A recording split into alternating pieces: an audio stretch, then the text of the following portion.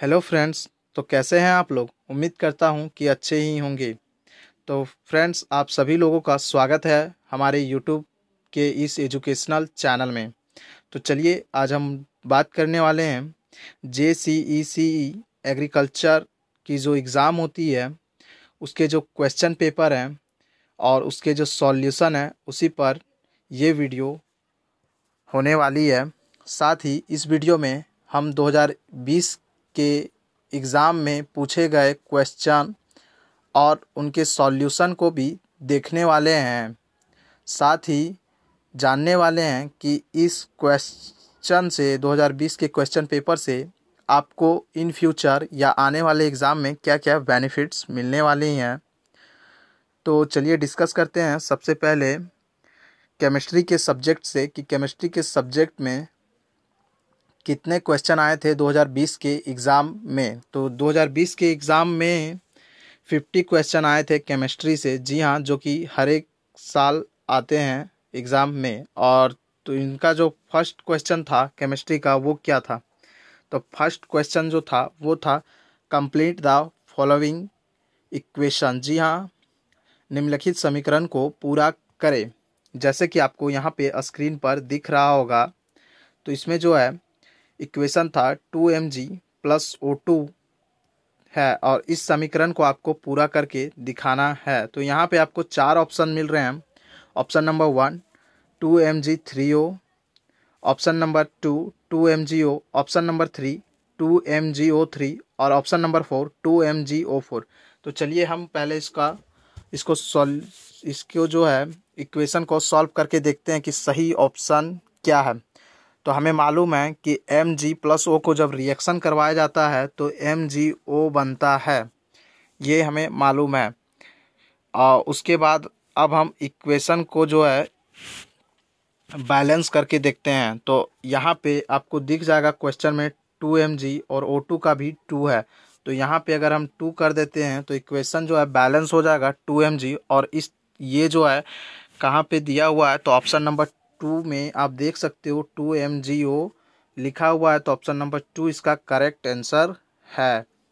तो चलिए आगे बढ़ते हैं क्वेश्चन नंबर 2 की ओर। और क्वेश्चन नंबर 2 में देखते हैं कि क्या लिखा हुआ है। तो क्वेश्चन नंबर 2 में लिखा हुआ है कि ammonium chloride on heating in open container is decomposed into and produced ammonia gas. तो इसका जो मतलब है वो है एक खुले बर्तन में गर्म होने पर अमोनियम क्लोराइड में विघटित होता है और अमोनियम गैस बनाता है।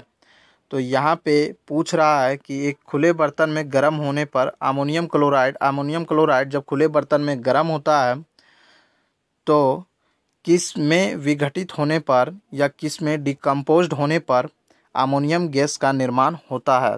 तो यहाँ पे आपको चार ऑप्शन मिल रहे हैं। Option number 1 hydrogen chloride, option number 2 hydrogen sulphide, option number 3 hydrogen nitride, option number 4 hydrogen oxide.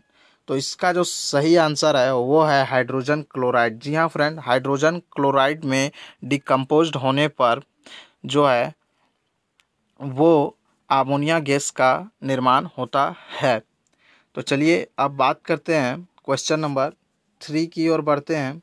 तो क्वेश्चन नंबर 3 में लिखा हुआ है which among the following is and the molecular formula of hydrogen. Hydrogen का जो है मॉलिक्यूलर फार्मूला क्या है, जिसे कि आणविक सूत्र भी कहा जाता है हिंदी में। तो यहाँ पे आपको चार ऑप्शन मिल रहे हैं NCH4, NOH2, NC2H और N2H4। तो आपको सही आंसर का जवाब देना है। तो इसका जो सही आंसर हो जाएगा वो हो जाएगा ऑप्शन नंबर डी। जी हाँ, N2H4 इसका सही आंसर है। क्वेश्चन नंबर 3 का जो है 4 ऑप्शन सही है। अब बात करते हैं क्वेश्चन नंबर 4 की। क्वेश्चन नंबर 4 में आपको पूछा जा रहा है कि what is bond order of cyanide. Cyanide का जो है वो बॉन्ड ऑर्डर क्या होता है, इसका जो है आपको सही आंसर देना है। तो जैसे कि हमें मालूम है कि साइनाइड का जो बॉन्ड ऑर्डर होता है वो क्या होता है, इससे पहले मैं आपको ऑप्शन बता दूं कि क्या है। ऑप्शन नंबर 1 पे आपको जो है 5 मिल रहा है ऑप्शन, ऑप्शन 2 में 2, ऑप्शन 3 में 3 और ऑप्शन 4 में 4। तो इसका जो सही आंसर हो जाएगा वो 3 हो जाएगा। जी हाँ, साइनाइड का जो बॉन्ड ऑर्डर होता है वो 3 होता है। तो चलिए आगे बढ़ते हैं और क्वेश्चन नंबर 5 की ओर चलते हैं। तो क्वेश्चन नंबर 5 में आप यहाँ पे स्क्रीन में आपको दिख रहा होगा कि phosphorus has only electron in outer shell.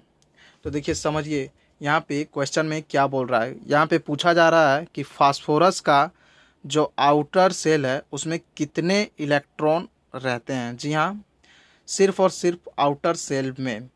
तो हमें मालूम है कि फास्फोरस का जो है एटॉमिक नंबर कितना होता है, तो इसका जो एटॉमिक नंबर होता है वो 15 होता है।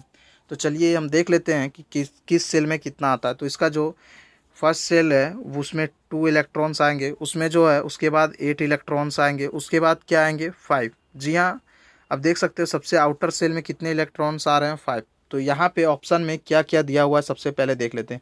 ऑप्शन नंबर 1 में 2 दिया हुआ है, ऑप्शन नंबर 2 में 5 दिया हुआ है, ऑप्शन नंबर 3 में 8 दिया हुआ है और ऑप्शन नंबर 4 में 7 दिया हुआ है। तो अभी हमने जो निकाला उसके अनुसार ऑप्शन नंबर जो है 2 सही है। ऑप्शन नंबर 2 में 5 दिया हुआ है आउटर सेल इलेक्ट्रॉन, तो ये जो हो जाएगा ऑप्शन नंबर 2 आपका सही हो जाएगा। अब बात करते हैं क्वेश्चन नंबर 6 की। जी हाँ, क्वेश्चन नंबर 6 में आपको कुछ प्रश्न दिए गए हैं, उनके सही विकल्पों को चुनना है और इंथैल्पी परिवर्तन और इंथैल्पी चेंज रिएक्शन किस पर डिपेंड करता है ये बताना है। तो यहाँ पे चलिए देख लेते हैं कि क्या क्या मिले हुए हैं। तो यहाँ पे पूछा जा रहा है the masses of the reacting substance only. इसका हिंदी हो जाएगा केवल अभिक्रियाशील पदार्थों के लिए द्रव्यमान। The physical state of the reactants and products, अभिकारकों और उत्पादकों की भौतिक अवस्था। या फिर the path by which reactants are converted to products, पथ जिसके द्वारा अभिकारकों को उत्पादों में परिवर्तित किया जाता हो। तो इसमें आपको 4 ऑप्शन मिलेंगे कि ऑप्शन नंबर 1 ओनली 1 और 3 सही है, या ओनली 2 और 3 सही है, या फिर 1 और 2 है। ऑप्शन नंबर 4 में दिया 1, 2, 3 सभी सही हैं। तो आपको सही आंसर इसमें चूज़ करना है। ये क्वेश्चन थोड़ा डिफ़िकल्ट टाइप का है। जी हाँ, ये क्वेश्चन थोड़ा डिफ़िकल्ट टाइप का है, लेकिन आप इसका जो आंसर हो जाएगा वो 1 और 2 इसका सही आंसर हो जाएगा। जी हाँ, जैसे कि आपको यहाँ पे मिल रहा होगा, ये जो 1 है और ये जो 2 है ये सही आंसर है। ऑप्शन नंबर इसका जो हो जाएगा, इसका ऑप्शन नंबर 3 जो है वो सही है। चलिए आगे बढ़ते हैं और क्वेश्चन नंबर 7 की बात करते हैं। क्वेश्चन नंबर 7 में किस टाइप का क्वेश्चन पूछा गया है। तो इसमें जो है वो अच्छा खासा क्वेश्चन पूछा गया है जो कि काफ़ी इंटरेस्टिंग होने वाला है, और केमिस्ट्री में इंटरेस्ट रखने वाले स्टूडेंट इसको तुरंत सॉल्व कर देंगे। इसमें पूछा गया which among the following is the molecular formula of sucrose. जी हाँ, सुक्रोज का मॉलिक्यूलर फार्मूला क्या है। तो बहुत सारे स्टूडेंट को यहाँ पे बहुत सारे ऑप्शन मिल रहे होंगे, जैसे कि मैं आपको सारे 4 ऑप्शन बता दूं कि पहला ऑप्शन लिखा हुआ है C12H22O11, option number 2 C16H27O2, option number 3 C12H6 और O12, ऑप्शन नंबर 4 C23H61 और O31। तो इसका जो सही आंसर है वो क्या है, तो मैं आपको बता दूं इसका जो सही आंसर है वो ऑप्शन नंबर 1 इसका सही आंसर है। जी हाँ, C12H22O11 इसका जो है सही आंसर है। और अब बात करने वाले हैं कि इसका जो है क्वेश्चन नंबर 8 में क्या पूछा जा रहा है। तो इसमें पूछा जा रहा है कि which among the following is formed on passing excess of CO2 through lime water. जी हाँ, इस क्वेश्चन को सही से समझिएगा कि चूने में CO2 ज़रूरत से अधिक मिलाने पर, जो चूना होता है उसमें जो है CO2 ज़रूरत से अधिक मिलाने में से क्या बनता है? जी हाँ, क्या बनता है? कैल्शियम पेरोक्साइड, उसके बाद कैल्शियम हाइड्रोजन कार्बोनेट, या फिर कैल्शियम नाइट्रेट, या कैल्शियम क्लोराइड। तो आपको सही ऑप्शन चुनना है। तो इसका जो हो जाएगा वो सही आंसर हो जाएगा ऑप्शन 2। जी हाँ, कैल्शियम कार्बोनेट। कैल्शियम कार्बोनेट इसका सही आंसर है। CO2 ज़रूरत, चूने में CO2 अगर हम ज़रूरत से ज़्यादा मिलाते हैं तो उसमें जो है कैल्शियम हाइड्रोकार्बोनेट जो है वो बनता है। तो चलिए अब बात करते हैं, आगे बढ़ते हैं और देखते हैं। तो क्वेश्चन नंबर 9 में लिखा हुआ है, अब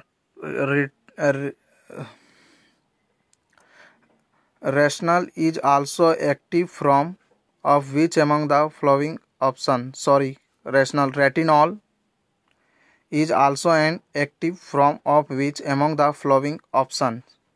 निम्नलिखित विकल्पों में से किसका एक सक्रिय रूप रेटिनॉल भी है?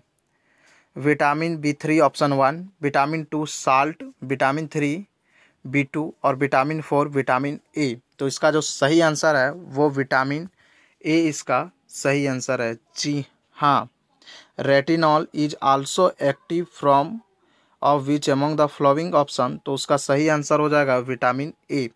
और लास्ट और अंतिम जो है देखने वाले हैं पार्ट 1 के इस वीडियो में, वो है 10th क्वेश्चन। जी हाँ, इसमें लिखा हुआ है कंप्लीट द फ्लोइंग इक्वेशन। जी हाँ, इस इक्वेशन को पूरा करना है हमें, इस समीकरण को। तो चलिए यहाँ पे हम देख लेते हैं पहले इक्वेशन को कि इक्वेशन में क्या लिखा हुआ है। तो यहाँ पे आप देख सकते हो, यहाँ पे लिखा हुआ है, आपको दिया हुआ है इक्वेशन N2SO4 BaCl2 और BaSO4 जो है इसका एक निकला हुआ है और दूसरे को आपको पूरा करना है।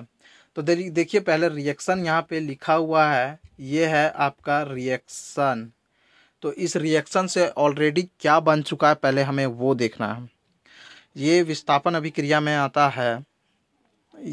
तो देखिए सबसे पहले आपको यहाँ पे मिल जाएगा विस्थापन द्विविस्थापन अभिक्रिया होता है, उसी में ये रिएक्शन आता है। तो देखिए सबसे पहले आपको यहाँ पे देखना है कि कौन सा बन चुका है। तो देखिए Na2SO4 सोडियम सल्फेट से सल्फेट जो है ऑलरेडी बाहर हो चुका है इस यहाँ पे।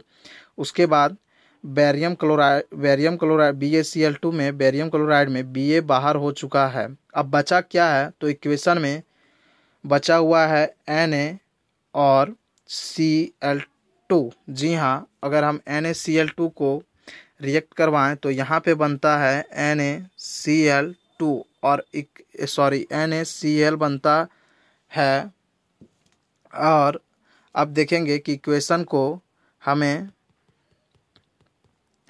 इक्वेशन को जो है बैलेंस करने के लिए क्या लगाना होगा। तो NaCl के पहले हमें 2 लगाना होगा और इक्वेशन बैलेंस हो जाएगा। तो इसका जो सही आंसर हो जाएगा वो हो जाएगा 2NaCl, इसका सही आंसर हो जाएगा। तो फ्रेंड्स, आगे के जो है क्वेश्चन और सॉल्यूशन आपको चाहिए तो कमेंट बॉक्स में बता दीजिएगा। और अगर आप अभी झारखंड कंबाइंड या फिर JCC से रिलेटेड किसी भी एग्ज़ाम या इस तरह के एंट्रेंस एग्ज़ाम की तैयारी कर रहे हो, चाहे नर्सिंग हो, पैरामेडिकल हो, एग्रीकल्चर हो, वेटनरी हो, या फिर forestry, dairy technology, horticulture, polytechnic जैसे एंट्रेंस की तैयारी कर रहे हो, तो आप हमारे चैनल को सब्सक्राइब कर लीजिए, क्योंकि हमारे चैनल में इन्हीं सभी एंट्रेंस एग्ज़ाम की तैयारी के बारे में बताया जाता है और उनके प्राइवेट ईयर क्वेश्चन को आपके सामने लाया जाता है। तो आपसे एक रिक्वेस्ट है कि वीडियो आपको अच्छी लगी हो तो प्लीज़ आप हमारे चैनल को सब्सक्राइब कीजिएगा और बेल आइकन को ऑल पर प्रेस कीजिएगा, ताकि इसी तरह की नई वीडियो ला सके हम आपके लिए। तो मिलते हैं फ्रेंड्स नेक्स्ट पार्ट 2 में क्वेश्चन नंबर 11 से। तब तक के लिए जय हिंद, वंदे मातरम।